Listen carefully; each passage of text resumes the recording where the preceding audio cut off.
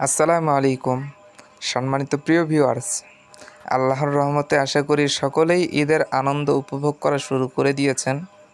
তো আজকের ভিডিওর মাধ্যমে স্পেশালি ঈদের শুভেচ্ছা জানাই যারা এগ্রো সেক্টরে কাজ করেন এবং শৌখিন খামারি সেক্টরে কাজ করেন, বিশেষ করে তাদেরকেই আজকে স্পেশালি ঈদ মুবারক।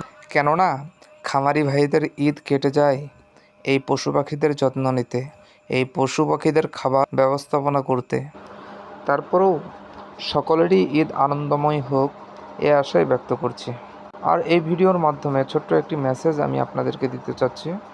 মেসেজটি হলো, এই ঈদে ঘোরাফেরা অনেকেই করবেন, তো সময়ের চেয়ে জীবনের মূল্যবোধটা আপনারা বেশি খেয়াল করবেন। কেননা আমাদের উত্তরবঙ্গে অ্যাক্সিডেন্টের হার অনেক বেশি।